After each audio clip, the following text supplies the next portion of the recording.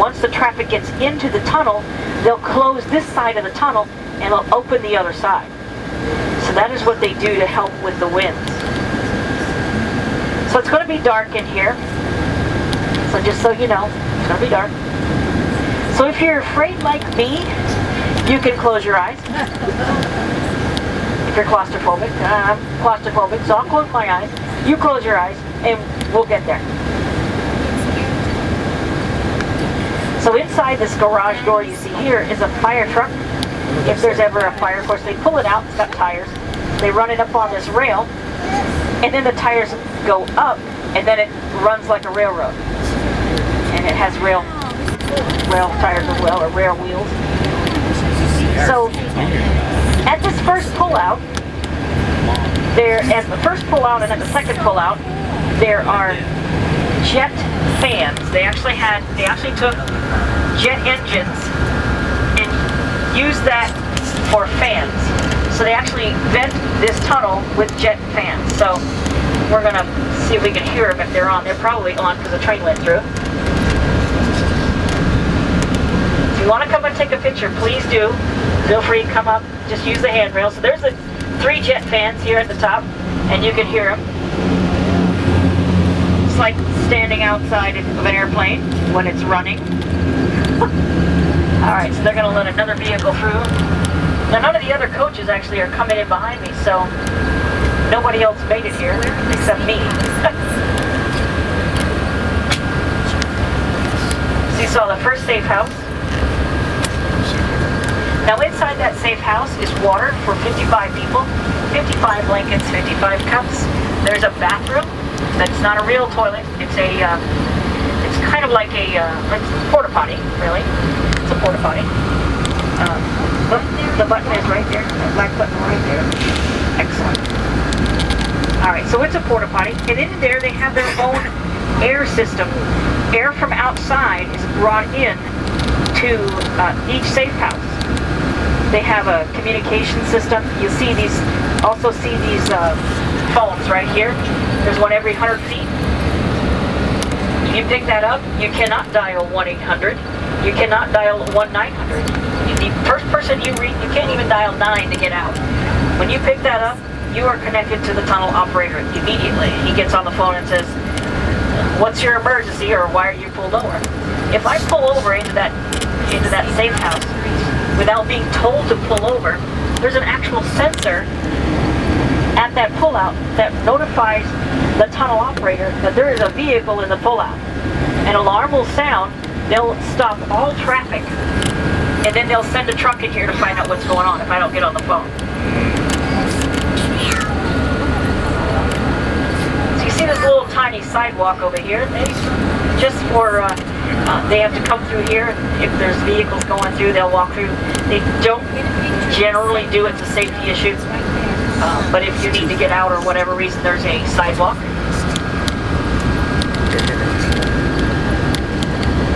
So they have, you see all the wiring on the side. They have all the wiring for the computers.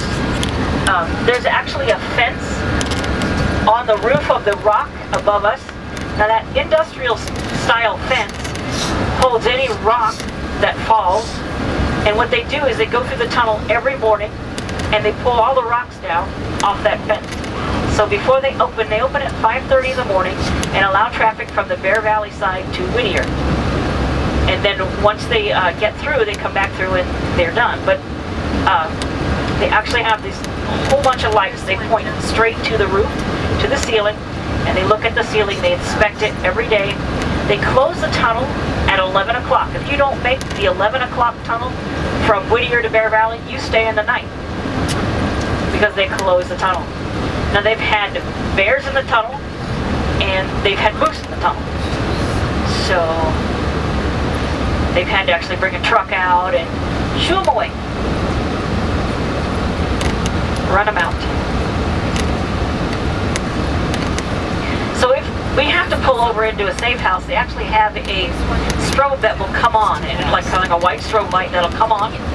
And when it does come on, then we pull over into the safe house. Now they've never actually had to use it except once, and that was last year. Now those safe houses have been here since 2008, and they've only had to use it that one time. So what happened was there was a guy in Whittier, not the place to do it, but he committed a crime in Whittier, and he tried to come through the tunnel. So Whittier, the only way to get out of Whittier, you're looking at it. So my guess is the world's dumbest criminal, you don't commit a crime in Whittier because you ain't gonna escape. It just isn't gonna happen. And of course you get in the tunnel and try to escape, the cops are gonna go, hey tunnel operator, can you close the door? Sure, they close that door down, and the guy's stuck in the tunnel. Where is he gonna go? Back to the cops. So he comes through the tunnel from the Whittier side, he's going to the Bear Valley side. The police call the tunnel operator, they close the door, put the lights on, everybody pulls over, gets into the safe house, and so the guy's got free reign all the way, get all the way out there. Of course he sees the tunnel doors closed and he crashes his vehicle, so cops take him away. World's dumbest criminal, right there. So Whittier is not the place you want to commit a crime.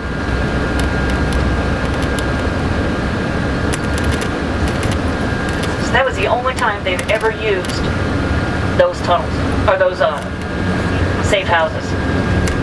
So you can hear the fans on this side.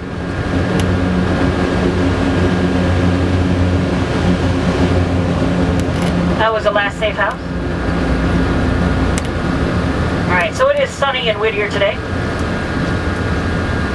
Now I'll put my sunglasses back on. So I can feel the train tracks in my rear duals. Just a little.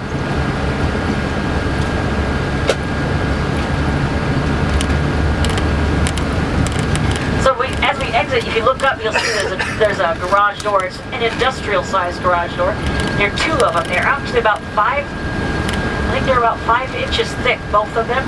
They say stop on them, but they're huge. Well, more than 5 inches. Well, a little bit more than 5 inches thick, but they're huge. All right, let me let somebody know we're here. Slow. 7184 to Whittier. I have arrived at the tunnel.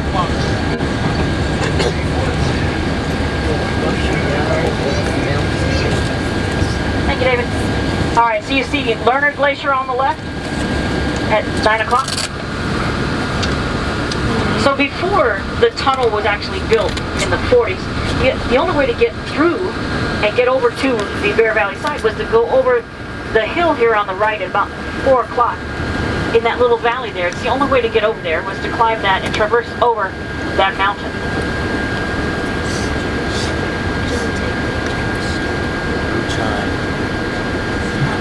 So Whittier was a very small fishing village. That's what it actually was before it became a military installation, so to speak. Before the military came here in World War II and built this tunnel. So Whittier is very small. So once we get around the corner, I'm going to show you how small Whittier is. And on the left is Whittier's airport, the lovely Whittier airport on the left. I know you'd love to be waiting for a plane right there, wouldn't you? In the winter, mind you. When it's raining. All right, so there's the ship.